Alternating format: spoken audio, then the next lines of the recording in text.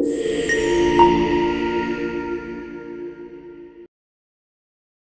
everyone, Craig here with an overview of the Multifamily Analyzer Advanced Model. I'll just kind of give you a quick walkthrough so you can see some of the key features and benefits of this model. And I'll also make references to the LITE model so you can see where I've added the capabilities. But we'll just go through tab by tab. First tab, underwriting process. This tab exists in both models. The main difference here is that I have a lot of underwriting aids in the advanced model to give you more detailed and thorough analysis. Those will be represented here on the right. The intent of this is to not only give you a step-by-step and links to each of the sections that you have to complete for underwriting, the videos that correspond to those sections, but also to give you a checklist. So if you haven't completed any of the fields that correspond with this checklist, it will be unchecked. So you can see very quickly if you've completed the entire underwriting model. Summary, no change here in the summary to the LITE model. It's pretty much identical. The underwriting model, the one thing that's important to understand with the advanced model is that this is still one-page underwriting. No change to the LITE model. You can underwrite a deal from start to finish in this tab without using any of the other underwriting aids.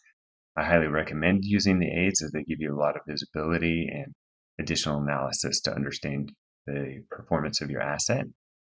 But main thing is this is exactly the same. I do have the ability for second or supplemental loan here. I have this other income value add section, which is new, that links to an other income worksheet.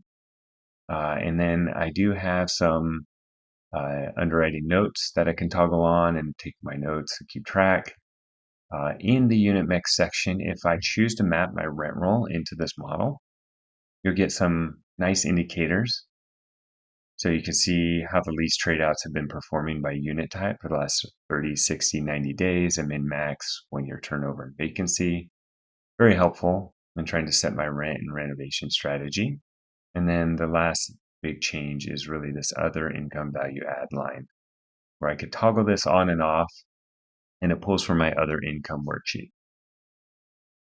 Okay, next tab, T12, no change from the LITE model. I paste in my T12, and then I can map the categories, acts as a baseline for my underwriting. Big change here, this one was tough. Built a dashboard based on the rent roll. So if you map a rent roll into the model, you can get this dashboard updated automatically. As your summary by unit type, the lease tradeouts like we saw in the other tab.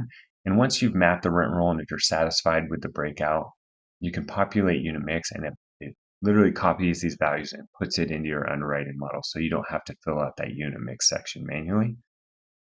And then I have some KPIs, some graphs by unit type, and then some trended rent roll analyses. So lease expirations, in-place lease rent trend by lease start date. So I can see rents are going up, tenancy duration, current lease age, and I can filter each of these by each of the unit types that I've designated in my rent roll. So I can do a nice thorough analysis. And then here is the rent roll input tab. Essentially, I would paste my rent roll in here, map the columns, and then everything updates automatically into the dashboard, and then I could choose to use that unit mix information in my underwriting model. One thing I'll note is rent rolls rarely look this clean.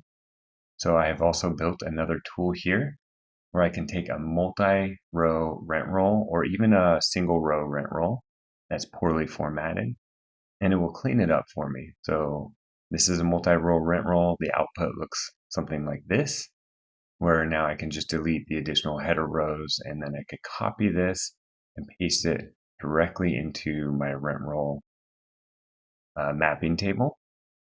So streamline that process. I'll make videos about this. Just moving on, detailed closing costs, line item closing costs if you choose to use it.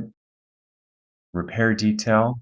So typically I'll underwrite, make a really high level assumption, and then I'll come in and do a very detailed repair analysis. And here I could compare my high level assumption from my model on the right versus my detailed analysis. If I want to, I could transfer my detailed costs into my underwriting model tab using this button. I have an other income worksheet.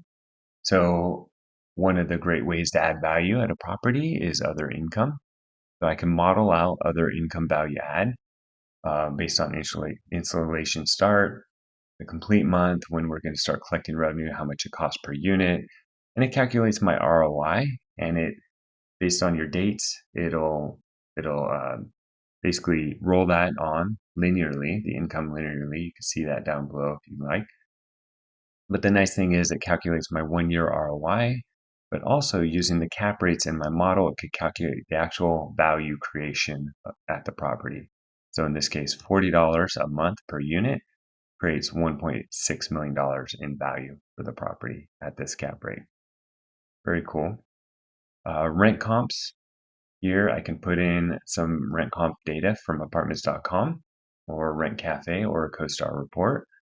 And then it automatically generates these graphs for me. It compares my underwriting for my asset here, classic units, in-place renovations, planned renovations versus the competitive set in the table below. So rent on the left, price per square foot on the right, and this is completely dynamic.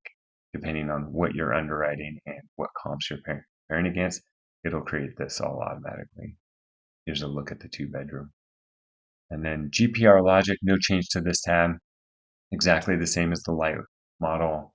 Essentially, it's showing the roll-off of classic units into a renovation vacancy bucket, and then the roll-on to post-renovation rents after that. And then the dashed line is our baseline over time. And you can see if we did no renovations where we would be at versus the value creation that we're providing at the property and the rents and the gross potential revenue that's generated. Okay, that is it.